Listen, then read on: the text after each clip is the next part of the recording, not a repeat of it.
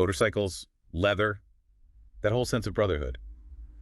It's intriguing, but also, well, a bit mysterious sometimes, wouldn't you say? Definitely. You see those patches and you wonder about the stories behind them. Exactly. So today on the deep dive, we're honing in on one specific group, the Brother Speed Motorcycle Club. Yeah, we're going to really look into what's known about them. We're mainly drawing from their Wikipedia page for this. Right, and that page pulls info from like news articles, various reports, basically publicly available stuff. Giving us a kind of overview of this club, which is mostly based up in the northwestern U.S. Yeah.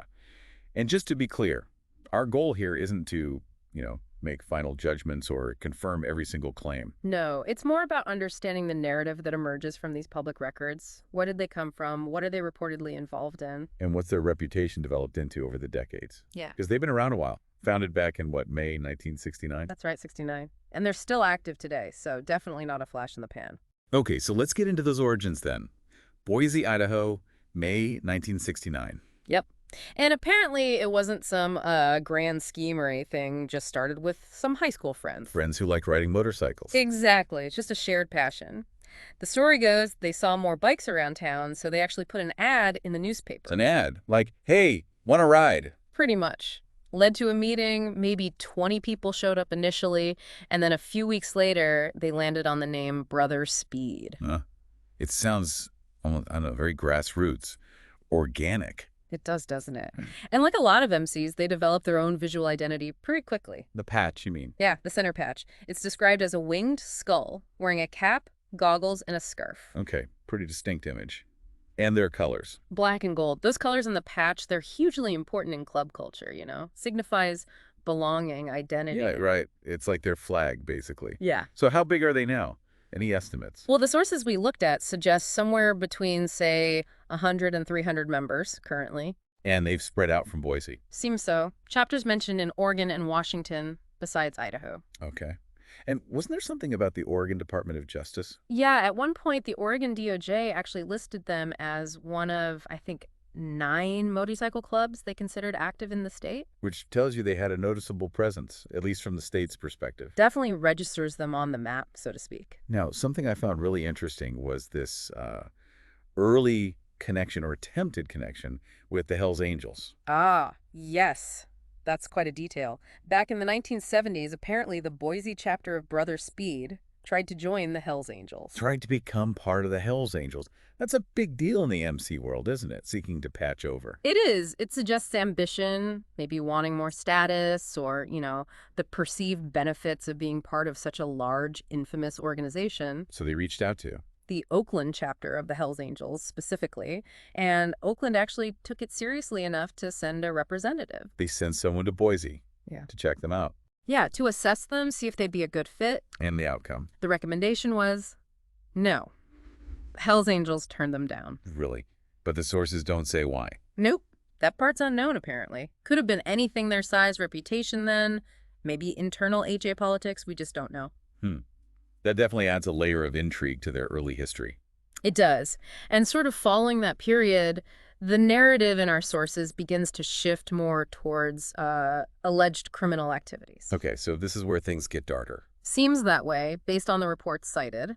There are claims of associations with not just the Hells Angels later on, but also groups like the Outsiders and the Devil's Breed. Associations for what purpose? Specifically, to acquire precursor chemicals, the ingredients needed to make methamphetamine. Right, meth production. Okay, that's pretty serious stuff. Very. And it goes further. There are claims cited that the Reno, Nevada chapter of Brother Speed allegedly worked with Hells Angels chapters in Sacramento and also the California Nomads chapter, Doing what? reportedly using twin-engine airplanes to fly drugs between Northern California and Nevada. Wow, airplanes. That implies a pretty sophisticated operation, if true. It certainly suggests that, yeah. And there's more alleged international stuff, too.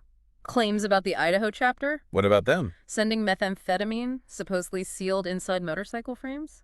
Inside the frames. Clever. Yeah, wow. All the way to the Rebels Motorcycle Club in Sydney, Australia. Australia, jeez. That's serious international drug trafficking allegations right there. Absolutely. The sources also mention an alliance, reportedly formed in the early 1990s. An alliance with who? The Bandidos Motorcycle Club out of Texas. Okay, another major club. So potentially expanding their network or influence again. Could be. And it doesn't stop with drugs. There are also claims about weapons. What kind of weapons? Allegations of buying illegal weapons from members of the Aryan nations. Whoa, the Aryan nations. Yeah. The white supremacist group. That's the one mentioned in the source. Up in northern Idaho, that's a particularly troubling alleged connection. Definitely. Any other weapon stuff? Yeah, one more odd detail. Claims that Brother Speed members were getting parts and assembling fully automatic stun guns. Fully automatic stun guns. That's specific. It is. Suggests an interest maybe in less common types of weaponry. So these are all allegations cited in the sources. Is there anything more concrete like arrests or convictions? Well, yes. The sources detail a specific case from 2006. A Brother Speed member was sentenced. Sentenced for what? To 21 years in prison. The charges were distributing methamphetamine and also lying in court, perjury. Okay, 21 years. That's substantial. Was there a backstory to that? It apparently followed a raid in 2005 on the Brother Speed clubhouse. Authorities believed it was being used as a hub for meth dealing. So that conviction provides a documented instance backing up some of the broader drug trafficking allegations. Exactly. It moves from general claims to a specific legal outcome reported in the news. Okay, let's shift gears a bit. Beyond those broad criminal allegations, were there any specific notable incidents mentioned? Public events? Yes, a few quite serious ones are detailed. One was a major motorcycle crash in September 2009. A crash involving the club? A large group, yeah. Up to 26 motorcycles reportedly ridden by Brother Speed members. It happened on Interstate 5 near Wilsonville in Oregon. 26 bikes. That sounds chaotic. Was it bad? Very serious. Reports say 2 bikers had serious injuries right away. 10 people ended up hospitalized. 10 hospitalized. And they had to shut down that part of I-5 for about 4 hours. Tragically, one member who was critically injured later died. Oh, wow. That's terrible. That must have brought a lot of public attention, and not in a good way. You'd have to assume so. Then, fast forward a bit to April 2012, 2 members arrested in Eugene, Oregon. Arrested for? Allegations included harassment, menacing, reckless driving, and recklessly endangering another person. Okay, what allegedly happened? The report says they chased a car and were hitting it with their hands, and even, get this, a metal hook on a leash. Hitting a car with a hook on a leash while riding motorcycles? That's bizarre and aggressive. It certainly sounds that way. Yeah. Suggests a potential for confrontation, definitely. And there was another incident soon after that, wasn't there? In Idaho. Yes, just next month, May 2012, in Idaho Falls. This one involved conflict with another club. Okay, inter-club conflict. What happened? 5 individuals, identified as Brother Speed members, allegedly attacked 2 members of a different club, the Empties MC. Attacked them where? This is the really striking part. It reportedly happened at a gathering for a child with cancer. At a charity event for a sick kid. Seriously? That's what the source material indicates. And there were apparently around 400 bikers there in total. Attacking rivals at a charity ride. That paints a pretty grim picture of priorities, if accurate. It really does. It highlights that potential for violence between clubs, seemingly regardless of the setting. Okay. One last detail mentioned is their website, brotherspeedmc.com. Right. They have an online presence. What do you make of that, given everything else we've discussed? The allegations, the incidents. Well, it could be a few things, couldn't it? Maybe trying to control their own narrative, present a certain face to the world. Or is it a practical thing? For members, maybe recruitment. Possibly. A way to connect, share information within their own community, perhaps project an image they prefer over the one in news reports. Right. So wrapping up this deep dive then, based purely on the info we've gone through from these public sources. What emerges is this picture of a club starting really small, just local writers in Boise. Yeah, then growing, expanding across the Northwest. But alongside that growth, a whole string of pretty serious allegations, especially around drug trafficking and violence, plus some documented incidents and that significant conviction. And it's crucial for you, listening, to remember where this info comes from. Primarily a Wikipedia page citing news and reports. Exactly. It's one perspective shaped by what becomes public record, what gets reported.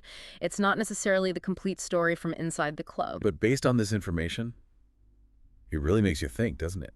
About the complexities of motorcycle club culture. For sure. How much is reality? How much is perception shaped by media or law enforcement narratives? What does the story of Brother Speed as laid out here tell us about these groups that often exist on the fringes?